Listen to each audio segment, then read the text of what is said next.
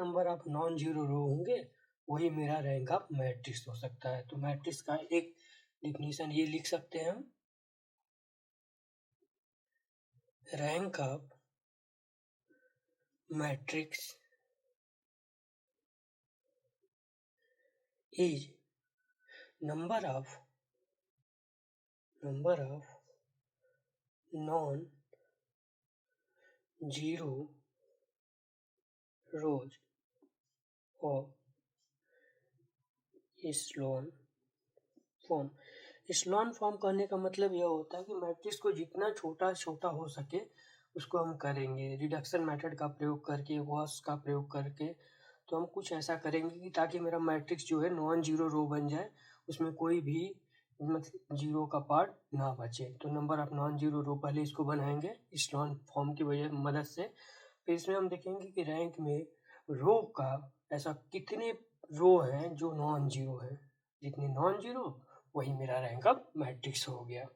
ये तो rank of matrix की बात हो गई। इसको डिनोटेड कैसे करेंगे? अगर इसको डिनोट करना हुआ तो जैसे मेरा यहाँ पे मैट्रिक्स ए दिया है, अगर कुछ एक इसका रैंक निकल के आता है तो इसको हम डिनोट कैसे करेंगे? डिनोटेड या तो ई से हम इसको प्रदर्शित करते हैं, या सिंपली रो से प्रदर्शित करते हैं, या स्मॉल आर से प्रदर्शित करते हैं। इस मैट्रिक्स में भी दो तरीके के मैट्रिक्स हमें दिखेंगे, एक तो स्क्वायर मैट्रिक्स दिखेगा, दूसरा नॉन स्क्वायर मैट्रिक्स। दोनों की ट्रिक भी बहुत आसान है, इसको आसानी से हम लोग सॉल्व भी कर सकते हैं। जैसे हम यहाँ पे स्क्वायर मैट्रिक्स की अगर बात करें तो स्क्वायर मैट्रिक्स में क्या होगा? स्क्वायर मैट्रिक्स में सारे जो रो होंगे, कॉलम होंगे, उसकी वैल्यू सेम होगी, n क्रॉस n। मतलब अगर 3x3 का मैट्रिक्स हुआ तो स्क्वायर मैट्रिक्स बन गया, 4x4 तो स्क्वायर मैट्रिक्स बन गया। ऐसा मैट्रिक्स दिया गया हो तो कैसे हम पहचानेंगे कि इसकी रैंक कितनी होगी? तो चलिए इसी को देखते हैं। फर्स्ट ले लेते हैं इसका, मान लेते हैं कोई मैट्रिक्स मैंने ले लिया है 3x3, या मान लीजिए 4x4 का मैट्रिक्स लिया है, या फिर ऐसा हो ये जो हो वो स्क्वायर मैट्रिक्स हो n क्रॉस n का, और उसकी वैल्यू अगर मैंने डिटर्मिनेंट निकाला तो वो वैल्यू अगर जीरो आती है, इस कंडीशन में रैंक ऑफ मैट्रिक्स मेरा क्या क्या हो सकता है?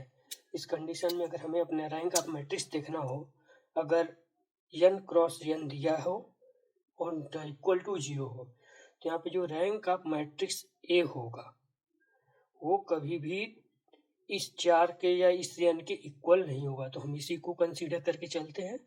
Rank of matrix A does not equal to 4 होगा, इसको आर ए से भी प्रदर्शित करते हैं, यह भी डज नॉट इक्वल टू 4 होगा। इसको ई ए से भी प्रदर्शित करते हैं, ए भी डज नॉट इक्वल टू 4 होगा मेरा। सेकेंड केस में अगर ये इक्वल टू जीरो हो गया तो does not equal to zero हो गया, तो जैसे मॉड ऑफ ए 4x4 का मैंने डिटर्मिनेंट निकाला, या mod of A n cross n का डिटर्मिनेंट मैंने निकाला और उसकी value does not equal to अगर जीरो आ गई, इस कंडीशन में क्या होगा? अगर उसकी वैल्यू जीरो आ जाती है तो उसमें रैंक ऑफ मैट्रिक्स जो ए होगा, जो रैंक ऑफ मैट्रिक्स ए या rank of A small R या ई ऑफ ए किसी से भी प्रदर्शित कर सकते हैं, वह हमेशा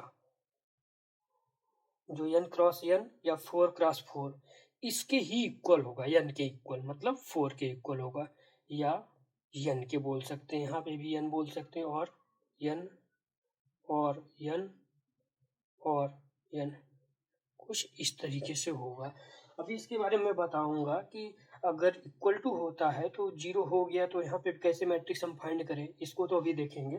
फिलहाल हम नॉन स्क्वायर मैट्रिक्स को देख लेते हैं। नॉन स्क्वायर मैट्रिक्स कहने का मतलब होता है कि रो और कॉलम एक दूसरे में इक्वल नहीं होंगे, ठीक है।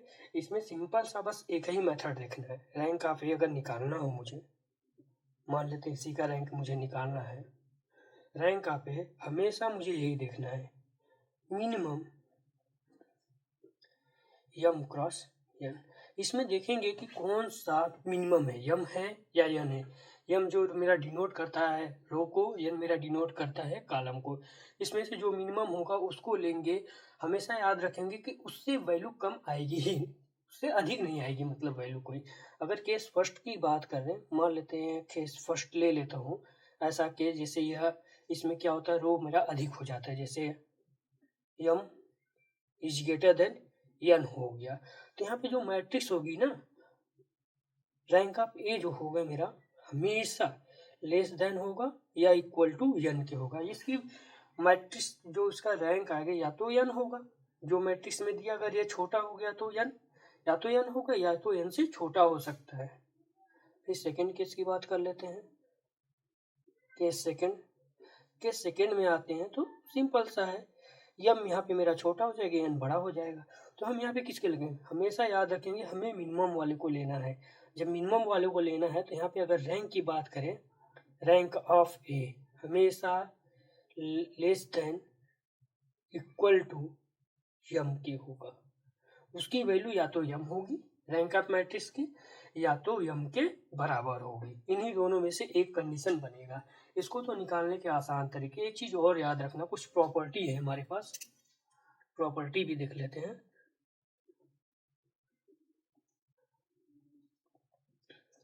प्रॉपर्टीज में अगर हम किसी मान लेते हैं रैंक ऑफ ए मैंने निकाला है, तो वही रैंक ऑफ ए जो होता है, अगर मैंने किसी, जैसे मेरा मैट्रिक्स ए है, इसका मैंने ट्रांसपोज किया, अब मुझे इसका रैंक निकालना है, तो रैंक सेम ही आने वाला है। मतलब rank of A equal to rank of A transpose, rank of A transpose, यह मेरा इस प्रकार बन जाएगा। और दूसरी प्रॉपर्टी क्या होती है, मान लेते हैं मेरे पास दो रैंक है, एक रैंक पी है,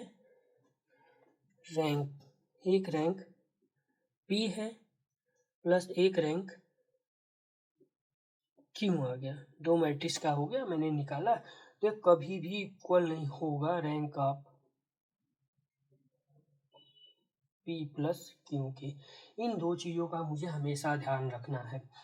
पहले मैंने समझा दिया है स्क्वायर मैट्रिक्स और नॉन स्क्वायर। स्क्वायर मैट्रिक्स में अभी इस पोर्शन का कुछ बाकी रह गया, इसको अभी डिस्कस करेंगे इसके बाद।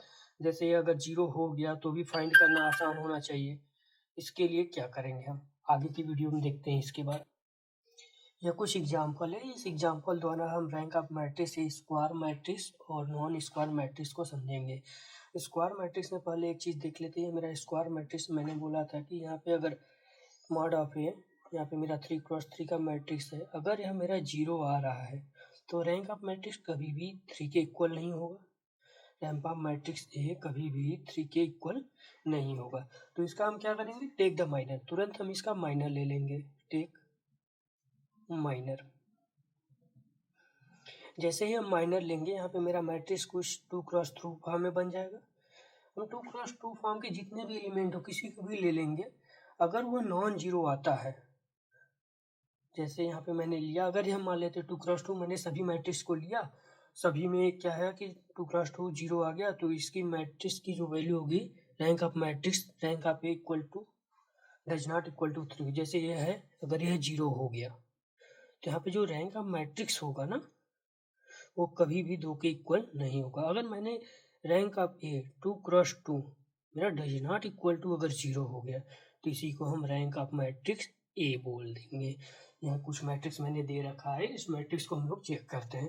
पहले तो 3x3 मैट्रिक्स को हम लोग चेक कर लेते हैं, डिटर्मिनेंट लेकर देखते हैं। मॉड ऑफ ए 3x3, जैसे ही मैंने मॉड ऑफ ए 3x लिया तो 5 हो जाएगा। 5 लेने के बाद इधर को क्रॉस मल्टीप्लिकेशन होता है, 5 क्रॉस मल्टीप्लिकेशन करें, 6 इंटू 0 माइनस 6 इंटू 2, ऐसे ही बनता जाएगा। फिर यहाँ पे मेरा कोफैक्टर की वजह से यहाँ पे माइनस आएगा, -10। इस वैल्यू को एलिमिनेट करेंगे, इधर के एलिमिनेट के, फिर इसका क्रॉस मल्टीप्लाई करेंगे, 6 यहाँ पे 6 आएगा, फिर इसका गुणा करेंगे तो -6 आ जाएगा। फिर हम +10 ले लेंगे, जैसे ही मैंने +10 लिया, यहाँ ये एलिमिनेट और ये एलिमिनेट हुआ, क्रॉस मल्टीप्लिकेशन, 6 माइनस 0। जैसे इसको हम लोग सॉल्व करते हैं, सॉल्व करके देख लेते हैं क्या आता है वैल्यू मेरा। ये मेरा 5 पे 12, 12 पंजे 60, -60 आएगा, माइनस का 60, ये तो 0 हो गई वैल्यू, 0। इसको अप्लाई करते हैं तो +60 आ गया, 0 हो गया। जैसे ही मैंने इसको किया, 60 + 60 0 आ गया। तो यहाँ पे तो रैंक ऑफ मैट्रिक्स जो ए है डज नॉट इक्वल टू 3 हो गया। अब हम क्या करेंगे, माइनर ले लेंगे, इसी का माइनर लेंगे। जैसे ही हम माइनर लेना स्टार्ट करें, जैसे मैं 5 का माइनर लेता हूँ, तो यह छोड़ के इसके सामने के जितने एलिमेंट को इसको छोड़कर वही मेरा माइनर बच जाता है। तो जैसे मैं पहला का ले लिया मॉड ऑफ ए, माइनर मैं यहाँ पे ले रहा हूँ, माइनर मॉड ऑफ ए मैंने ले लिया है। मॉड ऑफ ए मैंने लिया, 5 को लिया है, यहाँ 5 लिखेंगे क्योंकि मैं माइनर ले रहा हूँ तो 5 लिखा नहीं जाएगा। जैसे इसको हटाया, यहाँ से किया, यहाँ पे कितने अंक बचे, 0 2 6 6, 0 2 एंड 6 एंड 6। जब मैं इसको सॉल्व किया तो इसकी वैल्यू कुछ आ गई। इसका क्रॉस मल्टीप्लिकेशन करेंगे, 6 इंटू 0 0 ही होगा, 6 इंटू 2 -12 होगा। तो यह जो वैल्यू आई मॉड ऑफ ए की जो यहाँ पे वैल्यू आई डज नॉट इक्वल टू 0 है। इस कंडीशन में हम यह बोल सकते हैं कि जो रैंक ऑफ मैट्रिक्स ए है उसकी रैंक कितनी है, 2 है। मैं पहले ही कहा था ऊपर, जैसा कि हम लोग देख सकते हैं, यहाँ पे बात हुई थी कि अगर 3 क्रॉस 3 0 हो जाता है उसका माइनर लेंगे, कोई भी इन तीनों में से सभी एलिमेंट को लेके चेक करेंगे। याद रखना, कोई एक भी एलिमेंट नॉट 0 हो गया तो उसकी रैंक 2 हो जाएगी। अगर सभी एलिमेंट 0 है 2 क्रॉस 2 के, तो इसकी एलिमेंट 0 हो जाएगी यहाँ पे। उसके बाद के चेक करेंगे, उसके बाद के माइनर को हम चेक करेंगे, तो रैंक ऑफ मैट्रिक्स चेक कर लेंगे, देखेंगे कि कितना आ रहा है मेरा। जैसे मान लेते हैं 2 क्रॉस 2 मेरा फेल हो गया, यह मेरा 2 क्रॉस 2 यहाँ पे फेल हो गया, न सब में 0 आ जाता है। तो हम क्या करेंगे, फिर इस 2 क्रॉस 2 का माइनर लेंगे हम। 2 क्रॉस 2 में अगर जाहिर सी बात है इक्वल टू 0, ये डज नॉट इक्वल टू 0 आएगा, इस कंडीशन को अप्लाई करेंगे। अगर इक्वल टू 0 हो गया तो आप समझ गए ना यहाँ पे कैसे rank of matrix equal to 2 आया मेरा। अगर अब यहाँ पे अगर 2 नहीं आता, यहाँ पे रैंक ऑफ मैट्रिक्स अगर 8 मॉड ऑफ ए 2 क्रॉस 2 अगर मेरा 0 आ जाता है, इस कंडीशन में हम क्या करते हैं, अगर मेरा 0 आ जाता है तो हम पुनः माइनर लेंगे, और पुनः माइनर लेंगे तो 1 क्रॉस 1 का मैट्रिक्स मेरा बनेगा। 1 क्रॉस 1 का अगर देखेंगे इक्वल टू 0 आ गया तो बोलेंगे वो मैट्रिक्स जो है नल मैट्रिक्स हो जाएगा, नहीं 0 उसका आ जाएगा रैंक ऑफ मैट्रिक्स। अगर डज नॉट इक्वल टू 0 हो गया तो rank of matrix equal to 1 कर देंगे। ऐसे ही अब हम नॉन जीरो मैट्रिक्स की बात करते हैं। नॉन जीरो मैट्रिक्स में तो एक सिंपल सा उदाहरण मैंने दिया था कि नॉन जीरो मैट्रिक्स जो है इसमें जो रैंक ऑफ ए होगा, इसमें हमेशा याद रखना है मिनिमम एम कामा एन, इसमें से जो मिनिमम होगा उसे ही ले लेंगे हम लोग, is greater than equal to minimum. यही यहाँ पे हम रैंक ऑफ मैट्रिक्स ले लेते हैं, हम जानते हैं कि is greater than equal to minimum of M cross N, इसमें से जो मिनिमम होगा उसे हम लेंगे। मिनिमम लेने का मतलब ये हो गया कि यम और एन में देखेंगे, जैसे यहाँ पे यम और एन, ये मेरा यम है और यह मेरा एन है, इसमें हम किसको लेंगे, मैंने बोला तो जो मिनिमम होगा, मिनिमम क्या है 3 है, is greater than equal to m के बराबर हो जाएगा। और दूसरी चीज़ मैंने कहा था कि यह जरूरी नहीं कि इक्वल टू, इससे कम भी हो सकता है। कम होने के बाद इसको चेक कैसे करें कम होगा, इसको इस्लॉन फॉर्म में कन्वर्ट करें। इस्लॉन फॉर्म में कन्वर्ट करने का मतलब ये होता है कि हम ट्रेंगुलर फॉर्म में इसको 0 बनाना स्टार्ट, पहले इसको 0 बनाएंगे, फिर इसको ऐसे ही सबको 0 बनाते चलेंगे और देखेंगे कि इस्लॉन फॉर्म कहाँ तक जाता है। जहाँ मेरा 0 बनना बंद हो जाएगा उसी को नंबर ऑफ नॉन जीरो ले लेंगे हम रैंक ऑफ मैट्रिक्स का। चलो देख लेते हैं, जैसे इस लॉन फॉर्म में इसको मुझे चेंज करना है, हम क्या करते हैं, पहले R1 यहाँ पे देख लेते हैं, ये मेरा R1 सबसे छोटा है, R2 है, R3 है। हम चेंज करेंगे R2 एंड R3 के फर्स्ट एलिमेंट को चेंज करना स्टार्ट करेंगे। तो पहले R2 को 0 बनाने का प्रयास करते हैं। जैसे ही R2 के बारे में मैं यहाँ पे गया तो R2 इसमें से 0 कब बनेगी, जब यहाँ पे 2R2 हो जाएगा, क्योंकि 1 है, 1 में अगर 2 का गुणा कर देंगे तो 2 आ जाएगा, 2 R1 हो जाएगा। अब यहाँ पे R3 को भी मैंने बोला था चेंज करना पड़ेगा, R3 को भी चेंज करते हैं। R3 में क्या करेंगे, यहाँ पे R3 माइनस R1 कर देंगे, R1 कर देंगे। जैसे ही यह करेंगे हमारा मैट्रिक्स कुछ इस प्रकार बन के आ जाएगा, मैट्रिक्स ए इक्वल टू आ जाएगा मेरा, ऊपर का तो सेम रहेगा 2 1 2 3 2, नीचे का चेंज होगा जैसा कि यहाँ पे दिखाया गया R2 equal to R2 tends to R2 minus 2R1, इसको घटाते हैं तो वैल्यू कुछ इस प्रकार आएगी 0, फिर -1 आ जाएगा, फिर -1, फिर -3 आ जाएगा। ऐसे ही R3 को भी चेंज कर देंगे, R3 माइनस R1 कर देंगे। जैसे ही इसको हम लोग करेंगे तो यहाँ पे आएगा 0, इसको आएगा 1, फिर 1 आएगा एंड 3 आएगा। अभी भी यह इस्लान फॉर्म में पूर्णतः कन्वर्ट नहीं हुआ है। इसको और प्रयास करते हैं, देखते हैं और 0 बन रहा है क्या। हमने देखा कि यह 0 तो बन रहा है, यह जो है इसको हम 0 बना सकते हैं। तो R3 को फिर से 0 बनाने का प्रयास करते हैं। R3 tense to R3 plus R2। अगर हम ऐसा कर देते हैं R3 को मुझे 0 बनाना है, ठीक है, करके देखते हैं। यहाँ पे जैसे ही मैंने इसको चेंज किया, ऊपर की वैल्यू सेम रहने वाली है। थोड़ा ऊपर कर देते हैं, हाँ, 1 2 3 2 0 -1 -1 -3 और नीचे देखेंगे तो 0 0 0 0 0 m क्रॉस n। यहाँ पे आप देख रहे हैं m क्रॉस n की वैल्यू बन के आ गई है। हम यहाँ पे देख रहे हैं कि नंबर ऑफ नॉन जीरो रो कितने हैं, 1 रो 2 रो। तो यहाँ पे रैंक ऑफ मैट्रिक्स जो हो जाएगा या R ऑफ ए, उसकी वैल्यू 2 हो जाएगी। यहाँ पे बहुत आसानी से हम लोग फाइंड कर सकते हैं। हमेशा याद रखना है 2-3 चीज़ें कि पहले तो अगर equal to does not equal to 0 हुआ तो सिंपल सा है, जो यहाँ पे दिया गया वही हो गया। अगर A n cross n does not equal to 0 हुआ तो इसकी रैंक क्या हो जाएगी, इसकी रैंक तो हमेशा ही मेरी n ही रहेगी। लेकिन इक्वल टू अगर 0 हो गया तो कैसे चेक करेंगे, इक्वल टू 0 हुआ तो तुरंत उसका हम डिटर्मिनेंट निकालेंगे, 0 हुआ फिर उसका माइनर लेंगे, फिर देखेंगे अगर 0 हुआ, अगर 2 क्रॉस 2 का अगर माइनर मेरा बन रहा है तो रैंक ऑफ 2 हो जाएगा।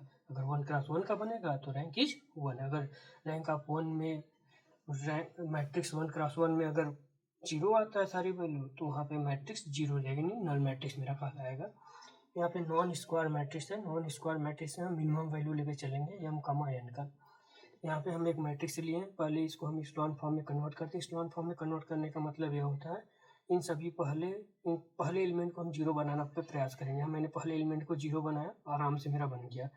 फिर मैं जब यहाँ आया तो मैंने देखा इस एलिमेंट को R2 के द्वारा आराम से 0 बनाया जा सकता है। मैंने 0 बनाया। अब यह मैट्रिक्स को नॉन 0 नहीं बनाया जा सकता, इससे ज़्यादा इस मैट्रिक्स को हम लोग रिड्यूस नहीं कर सकते हैं।